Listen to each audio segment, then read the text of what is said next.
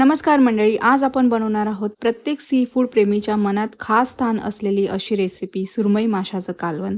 तर चॅनलला सबस्क्राईब केलं नसेल तर बेल आयकॉनवर क्लिक करा आणि सबस्क्राईब करा.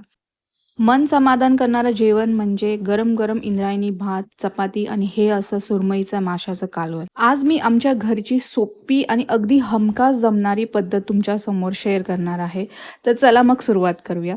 सर्वप्रथम आपण सुरमईच्या माशांचे तुकडे स्वच्छ धुवून घेणार आहोत आणि धुतल्यानंतर आपण त्याला मॅरिनेट करणार आहोत. धुतलेल्या सुरमईच्या तुकड्यांना हळद, आलं लसूण पेस्ट, चवीनुसार मीठ लावून 10 ते 15 मिनिटं मुरत ठेवायचं. या छोट्याशा स्टेपमुळे माशाला आतपर्यंत छान चव मुरते.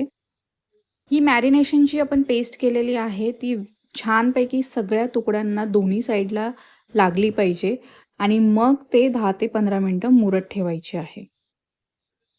कोकण असो किंवा पश्चिम महाराष्ट्र, प्रत्येक घरात सुरमई कालवणाची चव थोडीशी वेगळी असते, पण तरी त्यातलं प्रेम आणि घरगुतीपणा मात्र सारखाच असतो. जे तुकडे मॅरिनेट झाल्यानंतर एका कढईमध्ये तेल गरम करायला ठेवायचं. तेल गरम झालं की त्याच्यामध्ये कढीपत्त्याची फोडणी द्यायची. त्याच्यानंतर बारीक चिरलेला कांदा टाकायचा आणि तो छान मिक्स करून घ्यायचा.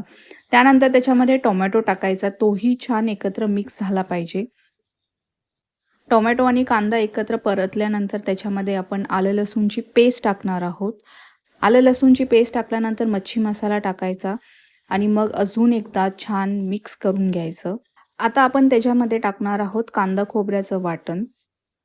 वाटण टाकल्यानंतर मंद आचेवरती चांगलं परतून घ्यायचं. मसाल्यातील कच्चा वास पूर्णपणे जाईपर्यंत परतणं खूप महत्त्वाचं आहे. मसाला चांगला शिजला ह्याची एकच टीप आहे की बाजूने त्याला तेल सुटतं. तेल सुटलं म्हणजे आपला मसाला चांगला शिजलेला आहे, तो कच्चा नाही आहे.